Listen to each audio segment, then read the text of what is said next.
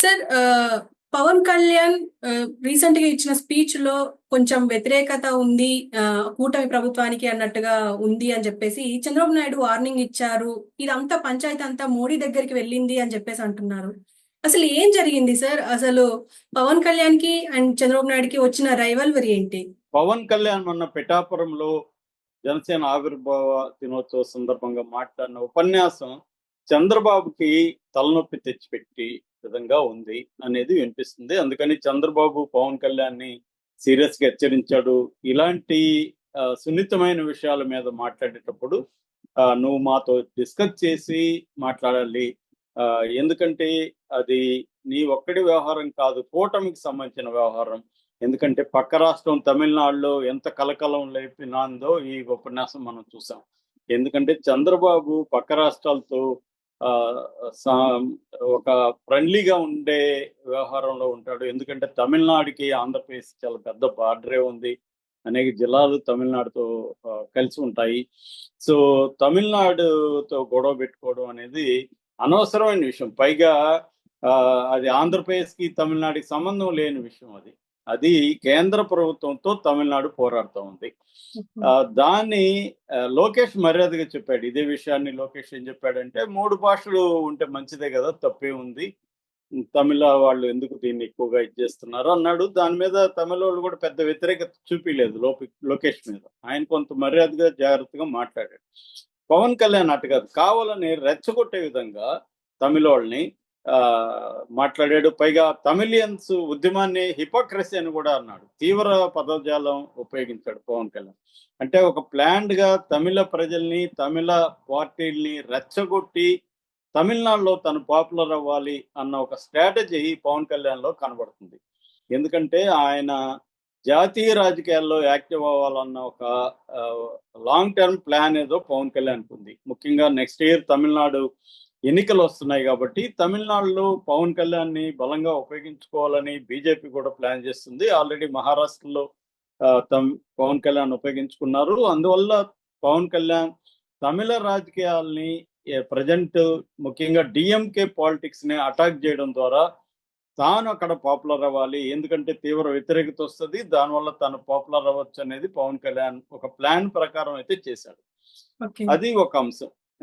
దానివల్ల ఇప్పుడేమైంది తమిళనాడులో అన్ని పార్టీలు ఇటు డీఎంకే, ఏఐడీఎంకే, తర్వాత కమల్ హాసను, ఆహ్, ఆహ్, విజయ్, టీవీకే ఇలాగ అన్ని పార్టీలు కూడా పవన్ కళ్యాణ్‌ని సీరియస్‌గా అటాక్ చేశాయి. దీనివల్ల ఏమవుతుందంటే చంద్రబాబుకి అది తలనొప్పిగా మారే అవకాశం ఉంది. ఎందుకంటే అది రియల్ ఇష్యూ కాదు. మనకి ఆంధ్రప్రదేశ్‌కి, తమిళనాడుకి మధ్య ఎటువంటి గొడవలు లేవు. ఇప్పుడు ఈ ఇష్యూ వల్ల అనవసరంగా ఇబ్బందులకి నెట్టే వ్యవహారం. రెండవది తెలుగుదేశాన్ని నేనే నిలబెట్టాను. 40 ఏళ్లున్న తెలుగుదేశాన్ని నేను నిలబెట్టాను అన్న మాట తెలుగుదేశం లో విపరీతమైన వ్యతిరేకతకి కారణమైంది. అంతకుముందు నాగబాబు స్టేట్మెంట్ కూడా పవన్ గెలవడానికి ఇంకెవరైనా దోహదపడ్డారని భావిస్తే వాళ్ళ కర్మ అని మాట్లాడడం. అది ఆయన వర్మను ఉద్దేశించి మాట్లాడినా అది తెలుగుదేశాన్ని ఉద్దేశించినట్టే. ఎందుకంటే తెలుగుదేశం మద్దతు లేకుండా పవన్ కళ్యాణ్ పిఠాపురంలో గెలుచుండలేడు. 21 సీట్లు ఎమ్మెల్యే సీట్లు తెచ్చుకోలేడు. 2 ఎంపీ సీట్లు తెచ్చుకోలేని పరిస్థితి. అలాంటిది తెలుగుదేశం మద్దతు లేకుండా పవన్ కళ్యాణ్ వల్ల, జనసేన కార్యకర్తల వల్లనే మేము గెలిచాము అని మాట్లాడడం కూడా తెలుగుదేశంలో చాలా తీవ్ర వ్యతిరేకతకు కారణమైంది. అంటే ఎవరో చెప్పినట్టుగా తోక కుక్క తోక నాడిచ్చాలి గాని తోక కుక్క నాడిస్తున్నట్టుగా. ఎందుకంటే కూటమిలో మైనర్ పార్టీ పవన్ కళ్యాణ్‌ది, మేజర్ పార్టీ చంద్రబాబు. మైనర్ అంటే ఆయన పర్సెంటేజ్ ఓట్లు చూసుకుంటే 6.8% పవన్ కళ్యాణ్‌కొచ్చాయి. వీళ్ళది 40% దాటింది. సో, ఒక 6.8% వచ్చి 40% నా వల్లే నిలబడిందంటే అంతకంటే హాస్యాస్పదం ఉండదు. సో, ఇది చంద్రబాబు చేతగానితనం వల్లే పవన్ కళ్యాణ్ ఇలా మాట్లాడుతున్నాడు. ఎందుకు చంద్రబాబు ఎంతగా అతన్ని భరించాలి? మనకెంత అతను అవసరమో అతనికి అంతకంటే ఎక్కువ మనం అవసరం గదా! ఆ మ్యూచువల్ ఇది లేకుండా పవన్ కళ్యాణ్ వీలైనప్పుడంతా రెచ్చిపోతున్నాడు అన్నది తెలుగుదేశం దీంట్లో గూడా వస్తుంది. మూడవది ఇతను విపరీతంగా మతతత్వాన్ని పెంచి పోషించే విధంగా హిందూ మతతత్వం అనేది ఆంధ్రప్రదేశ్‌లో ఆల్మోస్ట్ ఉండదన్నమాట. ఎందుకంటే దానికి ప్రధాన కారణం అక్కడ ప్రధానంగా ఉన్న తెలుగుదేశం, వైసీపీ ఈ 2 పార్టీలు కూడా సెక్యులర్ పార్టీలు. తెలుగుదేశం అవసరార్థం బీజేపీతో కలిసినా బీజేపీ ఐడియాలజీని తెలుగుదేశం ఎప్పుడు కూడా బలంగా ముందుకు తీసుకెళ్లలేదు. చంద్రబాబు పదే పదే వీళ్ళకి మైనార్టీలకి భరోసా ఇవ్వడం, వాళ్ళతో కలిసి ప్రయాణించడం చేస్తున్నాడు. జగన్ ఉన్నప్పుడు కొంత దేవాలయాల మీద అటాక్స్ అవన్నీ తిరుమలలో వ్యవహారాలు కొంత జగన్‌కి యాంటీగా ట్రై చేశారు గానీ, చంద్రబాబు ఆ విషయంలో ఎంతో కొంత సంయమనం అయితే పాటించాడు. ఇప్పుడు పవన్ కళ్యాణ్ వచ్చేసి కంప్లీట్‌గా కూటమి సనాతన ధర్మం లేకపోతే హిందూ మతతత్వాన్ని నెత్తికెక్కించుకోవడం ద్వారా రేపు చంద్రబాబుకు కూడా మైనార్టీలు దూరమయ్యే అవకాశం ఉంది. అంటే ఒక వ్యవహారం ఏం నడుస్తుందంటే పవన్ కళ్యాణ్, బీజేపీ కలిసి నెక్స్ట్ 2029 ఎలక్షన్‌లో విడిగా పోటీ చేయాలని ఒక ఆలోచన ఉన్నట్టు తెలుగుదేశాన్ని పక్కన పెట్టేసి పవన్ కళ్యాణ్‌ని సీఎం క్యాండిడేట్‌గా అనౌన్స్ చేసి వెళ్ళాలన్న ఒక వ్యూహం ఉన్నట్టు కనబడుతుంది. అందువల్ల పవన్ కళ్యాణ్ స్ట్రాటజీ ఏందంటే ఒకటి నేషనల్ వైడ్‌గా పాపులర్ కావడం. రెండవది చంద్రబాబుని ఏదో ఒక రకంగా తగ్గించుకుంటూ తనని బీజేపీని పెంచుకుంటూ వెళ్ళడం వల్ల ఇటు హిందూ మతస్థుల ఓట్లన్నీ పోలరైజ్ చేసుకొని ఇవి మన ముస్లిం క్రిస్టియన్ ఓట్లు పడకపోయినా పర్లేదు అన్న బీజేపీ స్ట్రాటజీ నేషనల్ వైడ్గా ఏది ఉందో అదే స్ట్రాటజీని పవన్ కళ్యాణ్ వెళ్తున్నాడు. అందుకని షర్మిల ఇప్పటి వరకు పవన్ కళ్యాణ్ మీద చిన్న విమర్శ కూడా చేయని షర్మిల కూడా ఇది ఆంధ్ర మత సేన అని ఆమె పిలిచిందంటే అర్థమవుతుంది. అట్లాగే ఇతను సనాతన వీరమల్లు అని కూడా కొత్తగా పేరు పెట్టారు ఇతనికి, పవన్ కళ్యాణ్కి.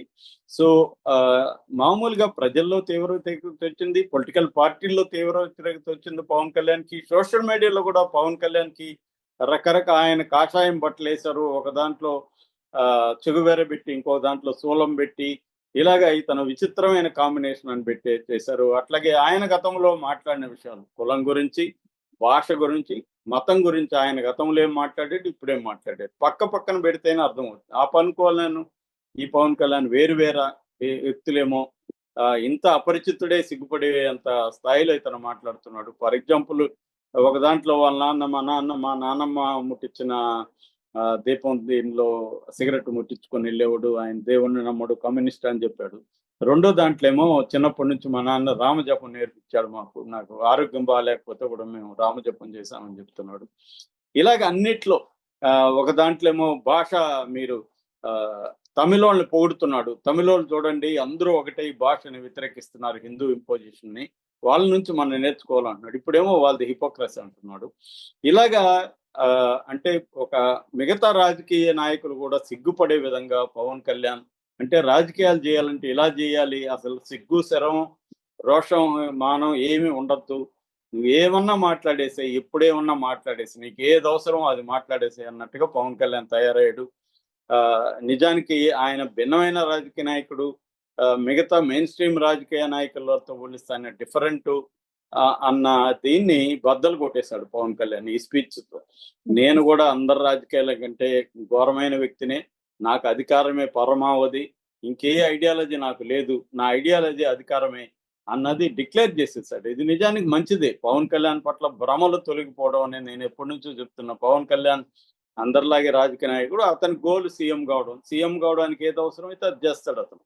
దాంట్లో అతనికి ఏ రకమైన ఐడియాలజీ లేదు. అతనికే కాదు, ఇవాళ ఏ పొలిటికల్ పార్టీకి ఏ రకమైన ఐడియాలజీలు లేవు. పవన్ కళ్యాణ్ ఐడియాలజీ అధికారమే, ఆయన సీఎం కావడమే పవన్ కళ్యాణ్ ఐడియాలజీ. ఆయనదే కాదు, ఇవాళ ఏ పొలిటికల్ పార్టీకి కూడా ఐడియాలజీ లేవు. అన్ని పొలిటికల్ పార్టీలకు కూడా అధికారమే పరమావధి, అధికారమే ఐడియాలజీ. ఎన్ని మాట్లాడినా కానీ ఇక్కడ ప్రాక్టికల్ పర్పస్లు కొన్ని ఉంటాయి. ఎందుకంటే అధికారం రావడానికి కూడా ఐడియాలజీ అవసరం అవుతుంది కొన్ని చోట్ల. అంటే మతతత్వం అవసరం అవుతుంది, భాషని ప్రేమించాలనే ఒక తత్వం అవసరం అవుతుంది, అంటే అధికారం కోసం ఐడియాలజీ అవసరం.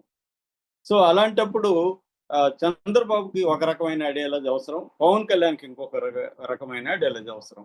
Pawan Kalyan ideology, BJP ideology ఇప్పుడు ఒకటైపోయినాయి.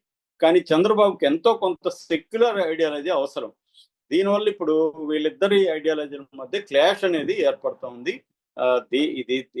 దీనివల్ల ఏదో కొంపలు మునిగిపోతాయని నేను అనుకోవట్లేదు కూటమి వల్ల. ఎందుకంటే పరస్పరం ఇద్దరికి ఒకరికొకరు అవసరం కాబట్టి వీళ్ళిద్దరు విడిపోయే ప్రసక్తి అయితే లేదు. అది ఎవరో రాసినట్టుగా భార్యాభర్తలు కొట్టుకుంటూ కాపురం చేస్తారు కాబట్టి వీళ్ళిద్దరు కూడా కొట్టుకుంటూ కాపురం చేయాల్సిందే. లేకపోతే జగన్ వస్తాడు.